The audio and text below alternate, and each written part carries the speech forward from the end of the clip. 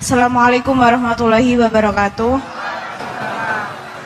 Mohon izin Yai Gus, saya di sini mau tanya, selain sebagai pelajar santri, saya juga sebagai seorang mahasiswi di salah satu universitas di Surabaya. Yang saya tanyakan sebagai pemuda milenial, kita semua tahu bagaimana keadaan demokrasi negara Indonesia saat ini. Yang saya tanyakan, bentuk dari hubbul waton minal iman. Hubbul waton di sini, bolehkah saya sebagai seorang mahasiswi menyuarakan pendapat saya, berjuang bentuk ijtihad demi keadilan berupa demonstrasi?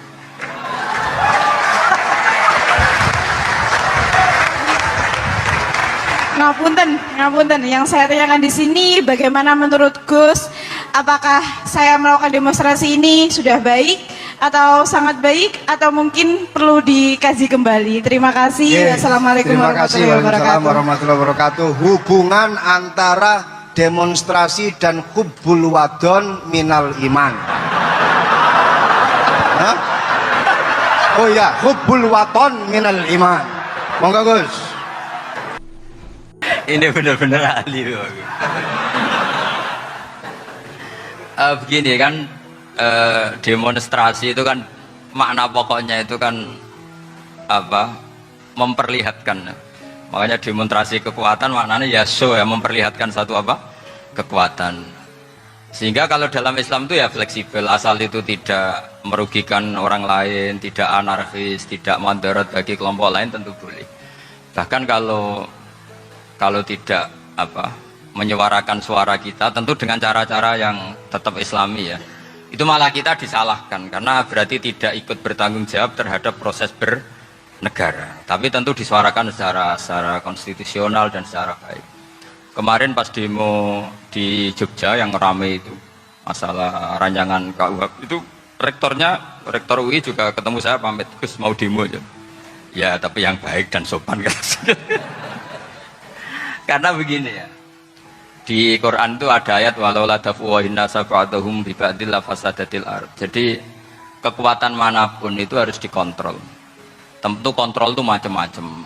Tapi tentu saya ulang lagi, jangan anarkis, jangan melakukan sesuatu yang kontraproduktif. Jadi menurut saya pernah ditanya, Gus kalau pemerintah itu didukung 90% rakyatnya bagus enggak? Ya bagus, berarti presidennya hebat, didukung mayoritas rakyat. Kalau hanya 55 ya bagus, presidennya biar tahu, biar hati-hati karena dipilih separuh lebih sedikit gitu. Lah kok bagus semua? Ya emang harapan kita sama Allah semuanya baik semua, kata saya gitu. Jadi susahnya apa sih kita melihat sesuatu itu, asal agama ini kan gampang, asal tidak maksiat itu baik. Asal gak maksiat itu baik. Ma khuyyira Rasulullah baina amrayni lakhtara aisarahuma ma lam yakun isman. Jadi demo itu bukan, nah kalau demo yang diharamkan sebagian fatwanya ulama tentu yang maknanya yang anarkis, kalau yang dihalalkan tentu maknanya yang tertib. Itu biasa dalam hukum fikih. Rasulullah ngendikan A, mahmalnya seperti ini. Rasulullah ngendikan B, mahmalnya seperti ini. Karena kadang ngendikanin Nabi cara zahir itu berlawanan. Misalnya Nabi ditanya, amal paling baik apa ya Rasulullah? Nyaur utang gitu. Karena biasa yang ngemplang mungkin yang tanya itu tukang. Tapi kadang Nabi jawab birrul walidain, kadang jawab as-sholat di awali waktiha. Karena penanyanya ini beda. Gimana? Cinta pun nggak tahu sholat. Ya, cinta kok nggak tahu sholat kata beliau. Kan gitu. Jadi ini penting saya utarakan karena zaman Nabi itu ya biasa Nabi misalnya ngendikan sesuatu itu. Terus ada juga sahabat yang memperlihatkan pendapatnya, tapi tidak niat bantah. Masyhur itu dalam tarikh. Saya beri contoh yang masyhur. Nabi pernah sholat duhur itu 2 rakaat. Sebagian riwayat mengatakan asar, tapi yang lebih kuat itu duhur. Setelah 2 rakaat Nabi sholat, itu akabiri sahabat papan atas itu tidak ada yang ngendikan karena mereka sopan semua, tahu etikal. Setelah Nabi pulang sudah dekat pintu, ada sahabat yang berdiri. Ya Rasulullah, aku siroti sholatu amnasita. Ini sholat model kosor, apa engkau lupa? Tapi sahabat yang nggak tanya, ini niatnya malah lebih agak-agak buruk. Baguslah kalau sholat terbaru 2, berarti besok ya 2. Karena pakai teori nasah mansuh berarti hukum itu pakai yang terbaru. Jadi gayanya tidak tanya tapi lebih sama. Mungkin yang setuju undang-undang tadi ya tentang rumah tangga, kalau istri gak mau dikumpuli tetap dipaksa, nanti suaminya bisa dilaporkan ke pengadilan gitu. Saya pasti mikir saya bukan masalah pengadilannya, pasti istrinya cantik. Kalau jelek kan gak mungkin dipaksa.